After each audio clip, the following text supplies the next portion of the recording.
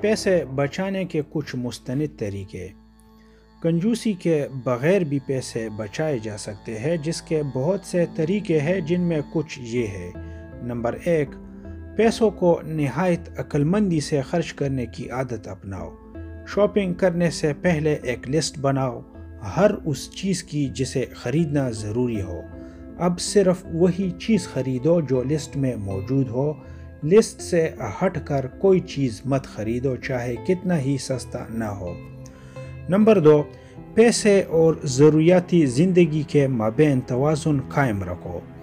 اپنے گھر والوں کے ساتھ باہر کھانا کھانے کے لیے جانا کوئی فضول خرچی نہیں۔ اگر آپ ہفتے میں 3 بار باہر کھانا کھانے جاتے ہو تو صرف 1 بار جاؤ۔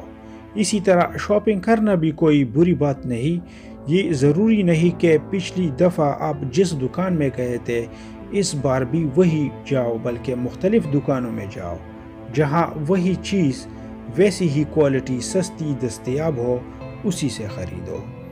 نمبر 3، پیسے جمع کرنے سے بہتر ہے کہ آپ ایک ایسی چیز خریدو جس کی قیمت وقت کے ساتھ بڑھتی ہو، جیسا کہ سونا یا ڈالر وغیرہ۔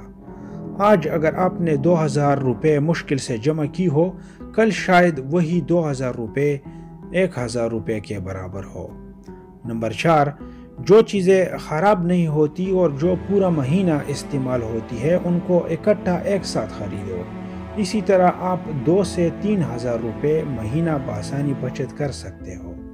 نمبر 5، ایک جاپانی خاتون جرنلسٹ کاکیبو نے پیسے بچانے کا ایک انوکھا طریقہ 1904 میں ایک آرٹیکل میں شامل کیا تھا۔ یہ طریقہ استعمال کر کے جاپانی لوگ ہر مہینہ آسانی سے اپنی سیلری کے 15 سے 30% جمع کر لیتے ہیں، اور اس طریقے کو آج تک استعمال کیا جاتا ہے۔ اس طریقے کے مطابق آپ اپنی سیلری کو 4 حصوں میں تقسیم کر لیں۔ پہلا حصہ سروائیول کہلاتا ہے، جس میں خوراک اور میڈیسن وغیرہ شامل ہوتے ہیں جن کے بغیر گزارا مشکل ہے۔ دوسرا حصہ آپشنل کہلاتا ہے، اس میں وہ چیزیں شامل ہیں جو ضروری نہیں ہوتی لیکن ہم اس سے لطف ضرور اٹھاتے ہیں، جیسا کہ شاپنگ کرنا اور باہر کھانا کھانا، جس کو ہم کافی حد تک کنٹرول کر سکتے ہیں۔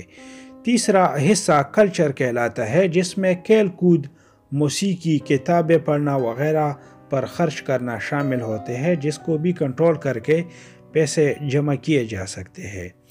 چوتھا حصہ ایکسٹرا کہلاتا ہے، جس میں لوگوں کو گفٹس وغیرہ خریدنے سے لے کر چیزوں کی مرمت کرنا شامل ہے۔ اب آپ پر ڈیپینڈ کرتا ہے کہ آپ کون سی کیٹیگری میں زیادہ سے زیادہ بچت کر سکتے ہو۔ کبھی بھی کنجوسی مت کرو، لیکن ہمیشہ پیسے احتیاط کے ساتھ لگاؤ، کیونکہ پیسے کبھی پیڑ پر نہیں اگتے۔